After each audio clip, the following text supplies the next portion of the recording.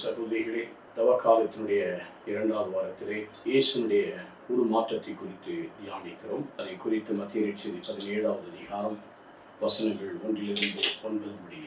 6 நாளுக்கு பின் இயேசு பேதுருவையும் யாக்கோப்பையும் ஒரு உயர்ந்த மலைக்கு தனியாக கூட்டிக் கொண்டு போனார்.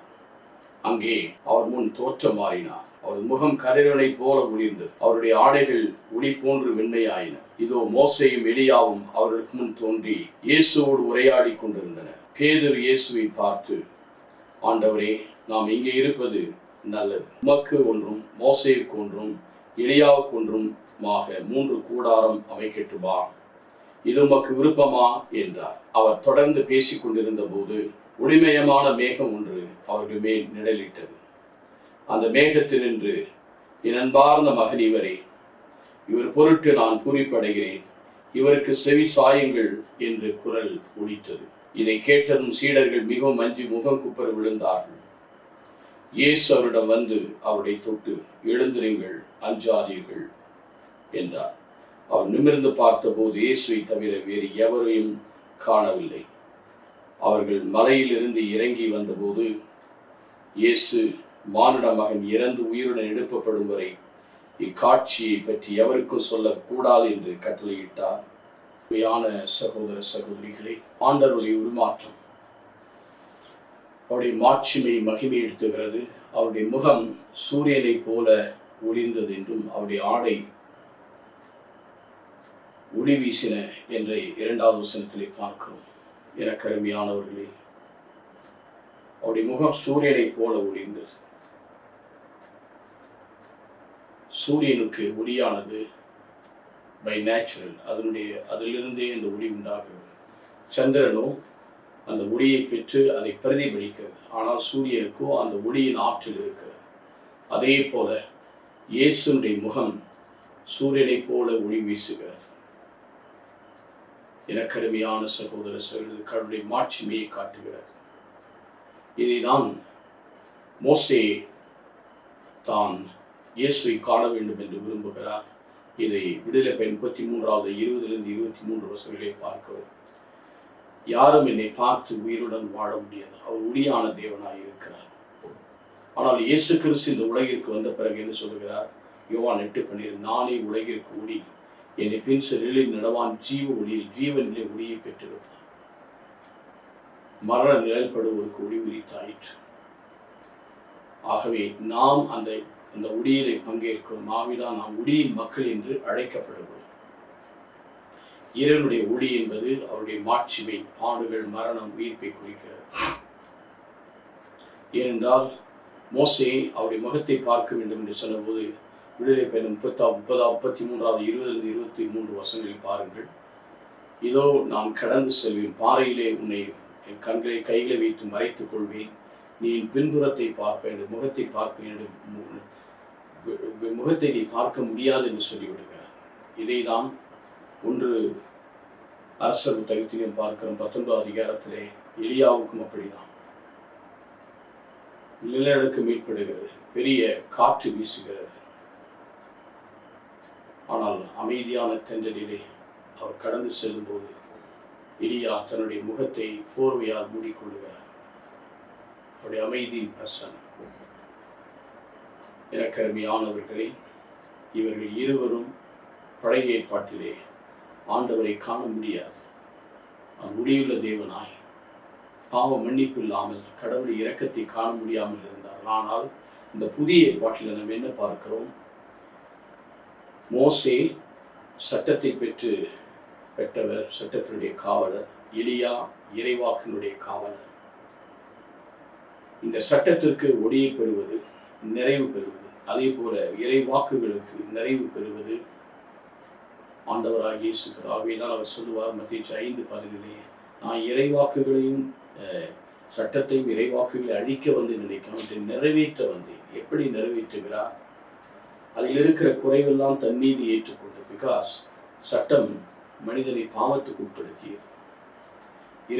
இறைவாக்கும் மனிதனுக்கு கீழ்ப்படிய முடியவில்லை, மன்னிப்பில்லாமல் இருந்தது.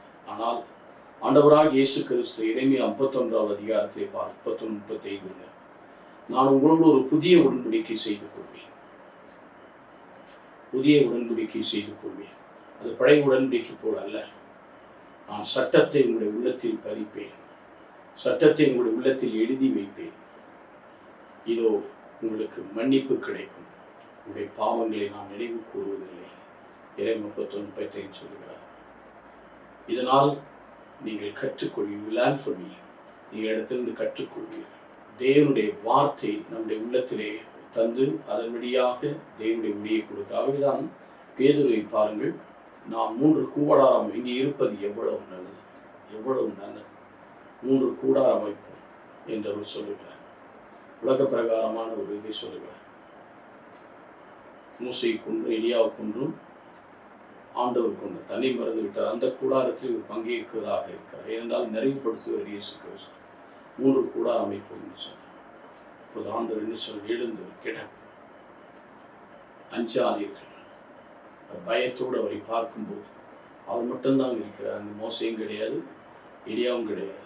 அவர்கள் திருச்சட்டத்துக்கும் இறைவாக்குடைய காவலர்கள் வழி நடத்தினார்கள். அதை நிறைவு செய்தது ஆண்டவராக இயேசு கிறிஸ்து. என்ன செய்தார்? அந்த சட்டத்தையும் சாபத்தையும் அந்த இறைவாக்குகளை எல்லாம் நமக்குள்ளே அவர் கொண்டு வந்து எல்லாத்தையும் இந்த சட்டத்தின் சாபத்திலிருந்தும் இவர்களிலிருந்து நம்மை விடுதலையாக்கி நாம் அனைவரும் அவருடைய அன்பின் கட்டளைகளுக்கு, அன்புக்கு பிரியமுள்ளவர்களாக மாற, மன்னிப்பின் வழியாக நம்முடைய உள்ளத்தில் எழுதப்பட்ட சட்டத்தின் வழியாக நாம் உடி பெறுகிறோம். நாம் உடியின் மக்களாக இருக்கிறோம். இன்னொரு வார்த்தையில் சொன்னால் நாம் உடியின் மக்களாக இருக்கிறோம். அவர் உடியிலே பங்கேற்றார். மோசையை கூட பார்க்கிறோம். அவர் அந்த சீனாய் மேல் 10 கட்டளை வாங்கிட்டு வரும்பொழுது என்ன நடந்தது? அவருடைய முகம் ஒடிந்தது. அவர் பக்கத்தில் யாரும் போகும். ஆனால் அந்த ஒளியானது மங்கிவிட்டது. ஆனால் ஆவி எங்கு உண்டோ அந்த விடுதலை உண்டு. ஆவி எங்கு உண்டோ அங்கு விடுதலை உண்டு. அந்த ஆவியானவருடைய ஒளி நமக்குள்ளே வரும் பொழுது நாம் விடுதலை பெறுகிறோம். அந்த ஒளி மங்கிவிட்டது. ஆனால் கிறிஸ்துடைய ஒளியும் நம்முடைய உள்ளத்தில் நாம் பிரகாசிக்கிறது. நாம் ஒளியின் மக்களாக இருக்கிறோம். அவைதான் மலை மேல் இருக்கிற மறைவாக இருக்க முடியாது. விளக்கை கொளுத்தி விளக்கு தண்டின் மீது வைப்பார். We are the children of light. பேசியர் 5:8 பார்க்கிறோம். 1 தெசலோனிக்கர் 5:5 பார்க்கிறோம். நாம் ஒளியின் மக்களாய் இருள் கடந்து விட்டது. நாம் ஒளியை பெற்றவர்களாக இருக்கிறோம். அந்த ஒளி எப்பொழுது இந்த மாட்சிமை எப்படின்னா பாடுகள், மரணம், உயிர்ப்பு இந்த 3 அவர் பங்கேற்று அந்த ஒளியை கொடுக்கிறார். தான் அவர் என்ன சொல்லுகிறார்? இது யாருக்கும் சொல்ல வேண்டாம். இது ஆண்டவருடைய மீட்பு வருகிற வரை யாருக்கும் அது வெளிப்படுத்த வேண்டாம் என்று சொல்லுகிறார். ஏனென்றால் பாடுகளுக்கு பிறகுதான் அவருடைய பாடுகள், மரணம், உயிர்ப்பின் வழியாகத்தான் கடவுளுடைய மாட்சிமை நமக்குள்ளே இருக்கிறது. அதுதான் இந்த நற்செய்தியின் ஒளியை நாம் அறியாது இருக்கும்படி இந்த உலகத்தின் சாத்தான் நம்முடைய கண்களை குருடாக்க, நாம் அந்த ஒளியில் பங்கேற்காது இருக்கும்படி நம்முடைய கண்கள் குருடாக்கப்படுகிறது. நாம் நிறைவொளியிலே நாம் பங்கேற்கிறோம். நாமும் அந்த மாட்சியை பங்கேற்பது என்பது நாம் கடவுளுடைய மகிமையிலே பங்கேற்கும். ஆண்டவருக்கு மகிமை, பாடுகள், மரணம், உயிர்ப்பின் வழியாக இன்னைக்கு நாம் எந்த பாடுகளும் பட தேவையில்லை, மரிக்க தேவையில்லை, உயிர்க்க தேவையில்லை. ஆண்டவரோடு இணையும் போதே அந்த ஒளியிலே நாம் பங்கேற்கிறோம். நம்முடைய வாழ்வு என்று ஒளிரும். நாம் ஒளியின் மக்களாய் என்று நிலைத்திருக்கிறோம். செபிப்போமா? எங்கள் நல்ல ஆண்டவரே, எலியா, மோசே இவர்கள் பழைய ஏற்பாட்டிலே பங்கேற்க முடியாமல் கிறிஸ்துவின் வருகையினால் தான் அதை நிறைவு செய்ததால் அவருடைய பாடுகளை பற்றி, அவருடைய மரணத்தை பற்றி பேசிக் கொண்டிருக்கிறார்கள். அதை நிறைவு செய்தவர் ஆண்டவர் இயேசு. அது எங்களுடைய வாழ்க்கையில் அதை நிறைவு செய்ய விரும்புகிறார். நாங்களும் அந்த ஒளியில் பங்கேற்று நிறைவாழ்வில் பங்கேற்க தயவு. ஆமென்.